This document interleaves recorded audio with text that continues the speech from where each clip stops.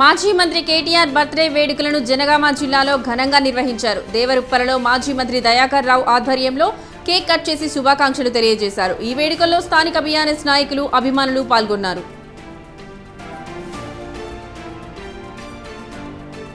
అన్నమయ్య జిల్లా మదనపల్లిలో జరిగిన అగ్ని ప్రమాద ఘటనలో నిర్లక్ష్యంగా వ్యవహరించిన అధికారులపై ప్రభుత్వం చర్యలకు ఉపక్రమించింది. అందులో భాగంగా Madanapalle 1 town CI Vali Basu BRS కు బదిలీ అయ్యారు. మరో 2 బ్లూ కోట కానిస్టేబుల్ సస్పెండ్ చేస్తూ జిల్లా ఎస్పీ విద్యాసాగర్ నాయుడు ఉత్తర్వులు జారీ చేశారు. కర్నూలులో ప్రముఖులైన స్వర్గీయ కోట్ల విజయభాస్కర్ రెడ్డి, సుందరయ్య ఎన్టీఆర్ విగ్రహాల వద్ద శిలాఫలకాలు తొలగించిన వారిపై తక్షణమే కేసులు నమోదు చేసి శిక్షించాలని పట్టణ పౌర సేవా సంఘం డిమాండ్ చేసింది. మున్సిపల్ అధికారుల నిర్లక్ష్య ఫలితంగా ప్రముఖుల విగ్రహాలు, కూడళ్ల వద్ద శిలాఫలకాలు తొలగించిన చర్యలు చేపట్టడంలో విఫలమయ్యారని ఆ సంఘం సభ్యులు ఆరోపించారు. బాధ్యులపై తక్షణమే చర్యలు తీసుకోవాలని డిమాండ్ చేశారు. కృష్ణా జిల్లా అవనిగడ్డలో పర్యావరణ పరిరక్షణ కోసం చెల్లాపల్లిలో 27,000 మొక్కలు నాటినట్లు స్వచ్ఛ చెల్లంపల్లి కన్వీనర్ డాక్టర్ డిఆర్కే ప్రసాద్ తెలిపారు. చెల్లాపల్లిలో జాతీయ రహదారి 216కి ఇరువైపులా మొక్కలు నాటే కార్యక్రమాన్ని స్వచ్ఛ సుందర చెల్లపల్లి ఆధ్వర్యంలో ప్రారంభించారు. ఈ వర్షాకాలం కూడా మరోసారి విస్తృత స్థాయిలో మొక్కలు నాటే కార్యక్రమం చేపట్టినట్లు తెలిపారు.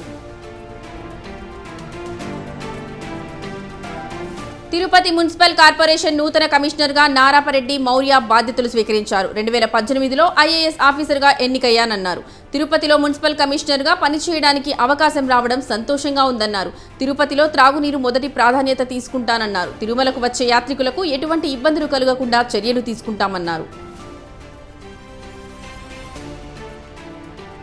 దళిత విద్యార్థి గడ్డ నవదీప్ అనే మైనర్ బాలుడిని విచక్షణ రహితంగా స్పృహ తప్పి పడిపోయేలా కొట్టిన కడప పట్టణ 1 town police station sub inspector Madhusudan రెడ్డిని వెంటనే సస్పెండ్ చేయాలని దళిత సంఘాలు డిమాండ్ చేశాయి. అతనిపై SC/ST కేసు నమోదు చేసి చట్టపరమైన చర్యలు చేపట్టాలని MRP ST TNSF ఆధ్వర్యంలో పలు దళిత సంఘాలు నిరసన చేపట్టాయి. కర్ణాటకలో కురుస్తున్న భారీ వర్షాలతో జూరాల జలాశయంలోకి వరద కొనసాగుతుంది. జలాశయంలోకి 1,65,000 క్యూసెక్కులు వచ్చి చేరుతుంది. 41 గేట్లు ఎత్తి 1,83,686 క్యూసెక్కుల నీటిని దిగువన శ్రీశైలం డ్యాంకు వదులుతున్నారు.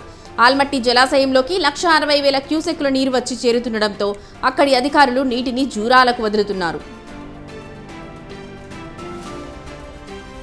కేంద్ర బడ్జెట్లో తెలంగాణకు నిధులు కేటాయించకపోవడాన్ని నిరసిస్తూ సిద్దిపేటలో భారత రాష్ట్ర సమితి విద్యార్థి విభాగం ఆధ్వర్యంలో రాస్తారోకో నిర్వహించారు. బీజేపీకి తెలంగాణ ప్రజలు 8 ఎంపీ సీట్లు ఇస్తే తెలంగాణకు బీజేపీ ఇచ్చింది గుండు సున్నా అని విమర్శించారు. విభజన చట్టం ప్రకారం తెలంగాణ రాష్ట్రానికి రావాల్సిన ఏ ఒక్క హక్కును నెరవేర్చలేదని మండిపడ్డారు. ఇప్పటికైనా బడ్జెట్ని సవరించి తెలంగాణకు నిధులు కేటాయించాలని డిమాండ్ చేశారు. రాజన్న సిరిసిల్ల జిల్లా వేములవాడలో ఎడతెరిపి లేకుండా వర్షాలు కురుస్తున్నాయి.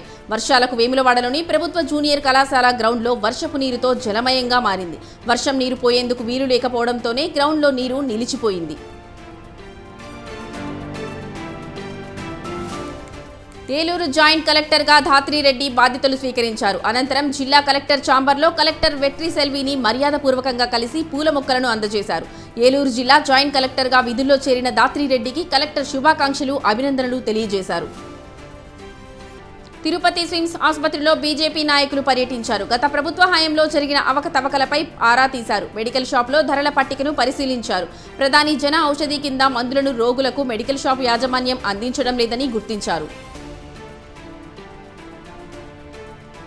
జీవో నెంబర్ 50ను రద్దు చేయాలని యాదాద్రి భువనగిరి జిల్లా చౌటుప్పల్లో ధర్నా నిర్వహించారు. బార్ అసోసియేషన్ సభ్యుల సబ్ కోర్ట్ చౌటుప్పల్ డివిజన్లో ఏర్పాటు చేయాలని కోర్టు ముందు ధర్నా నిర్వహించారు. ఈ కార్యక్రమంలో బార్ అసోసియేషన్ అధ్యక్షుడు ఉడుగు శ్రీనివాస్, ఉపాధ్యక్షుడు తాడూరి పరమేష్, న్యాయవాదులు పాల్గొన్నారు. రాష్ట్ర ప్రభుత్వం ఫోటోగ్రాఫర్స్లను ఆదుకోవాలని తెలంగాణ ఫోటోగ్రాఫర్స్ అసోసియేషన్ రాష్ట్ర కార్యదర్శి శ్రీనివాస్ గౌడ్ ప్రభుత్వానికి విజ్ఞప్తి చేశారు. Hyderabad city photo and videographers association ప్రమాణ స్వీకారోత్సవ కార్యక్రమానికి ముఖ్య అతిథిగా హాజరయ్యారు. రాష్ట్రంలో ఫోటోగ్రాఫర్స్ అండ్ వీడియోగ్రాఫర్స్ల పరిస్థితి దుర్భరమైన పరిస్థితిగా మారిందని ఆవేదన వ్యక్తం చేశారు. కేంద్ర ప్రభుత్వం తక్షణమే ఎస్సీ వర్గీకరణ బిల్లును పార్లమెంట్లో ప్రవేశపెట్టి ఆమోదించాలని డిమాండ్ చేస్తూ ఆగస్టు 1-2 తేదీలలో చలో ఢిల్లీ కార్యక్రమాన్ని నిర్వహించనున్నట్లు మాదిగ హక్కుల దండోరా తెలిపింది. సోమాజిగూడ ప్రెస్ క్లబ్లో ఇందుకు సంబంధించిన కరపత్రాన్ని దండోరా జాతీయ అధ్యక్షులు దండు సురేందర్ మాదిగ, రాష్ట్ర అధ్యక్షులు కొంగరి శంకర్ మాదిగలు ఆవిష్కరించారు. ఎన్నికల ముందు కాంగ్రెస్ పార్టీ బీసీలకు ఇచ్చిన హామీలను అధికారంలోకి రాగానే విస్మరించిందని బీజేపీ నాయకురాలు కందుల సంధ్యారాణి ఆరోపించారు. పెద్దపల్లి జిల్లా రామగుండం నియోజకవర్గంలో బీజేపీ ఓబీసీ మోర్చా ఆధ్వర్యంలో నియోజకవర్గంలోని మండల తహసీల్దార్లకు వినతిపత్రం సమర్పించారు. ప్రభుత్వం ఏర్పడి 6 నెలల్లో బీసీ డిక్లరేషన్ అమలు చేస్తున్నామని హామీని రేవంత్ సర్కార్ తుంగలో తొక్కారన్నారు. కలియుగ ప్రత్యక్ష దైవం తిరుమల శ్రీ వెంకటేశ్వర స్వామి వారిని వీఐపీ విరామ సమయంలో శ్రీ విద్యా దిశ్య స్వామి దర్శించుకున్నారు. స్వామీజీకి ఆలయం అధికారులు మహాద్వారం వద్ద స్వాగతం పలికి దర్శనం ఏర్పాట్లు చేశారు. దర్శనం అనంతరం రంగనాయకుల మండపంలో వేద పండితులు వేదాశీర్వచనం అందించారు. టీటీడీ అధికారులు శ్రీ విద్యా దిశ్య స్వామీజీకి తీర్థ ప్రసాదాలు అందజేశారు.